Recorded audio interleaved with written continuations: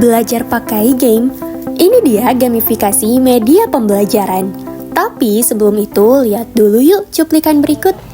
Kita tuh diajarin buat tanggung jawab, karena kan kita tahu kalau tugas kelompok tuh banyak, terus juga setiap minggu itu tuh ngajarin kita kalau kita tuh nggak bisa lepas tanggung jawab gitu aja gitu.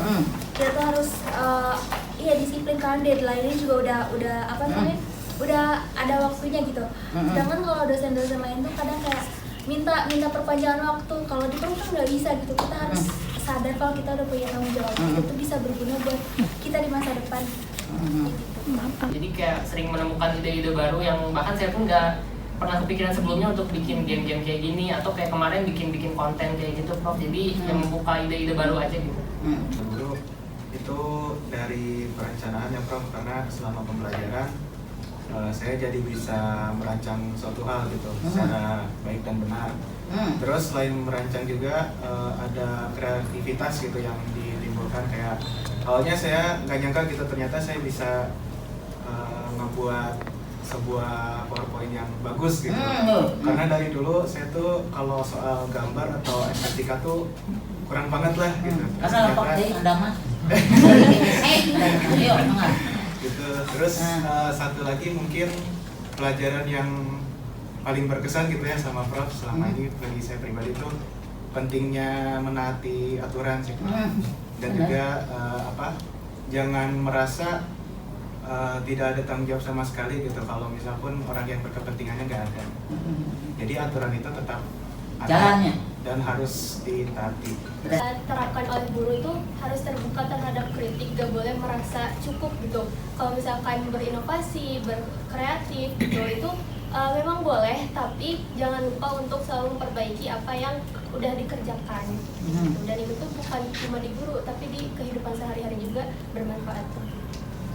Nah, itulah yang Prof ajarkan ke kita, itu gak cuma buat kita jadi guru, tapi juga bisa nanti buat kita, misalnya kita mau bekerja terus ataupun mau jadi wirausahawan gitu. Soalnya Prof itu gak cuma menerapkan materi-materi doang, tapi mengajarkan bagaimana kita itu caranya nanti hidup di sosial yang keras gitu kan. Kayak nanti kita ke lapangan ya Prof, setelah kita lulus kan kita ekspektasi itu mungkin kita berekspektasi setelah lulus kita kerja apa segala macam, padahal itu kan nggak semudah itu. Nah, Prof tuh mengajarkan gitu kayak gimana cara etika berpakaian, terus cara tepat waktu. Itu kan hal-hal yang memang jadi dasar-dasar di pekerjaan yang memang mungkin orang-orang tuh nggak semuanya belajar ketika di perkuliahan, karena kan ada beberapa dosen yang kalau misalnya kita telat ya nggak apa-apa tetap masuk, terus kayak kalau pakaian tidak sesuai juga nggak apa-apa tetap masuk. Nah, Prof itu mengajarkan disiplin yang menurut saya nantinya itu bisa diimplementasikan ketika kita bekerja gitu, dan itu pasti kepake banget ilmunya. Nah, cara pembelajaran itu berbicara apa yang harus kita perbaiki. Jadi yang orang kadang-kadang, Bu, tips kreatifnya apa? Saya kreatifnya dari Anda sebetulnya.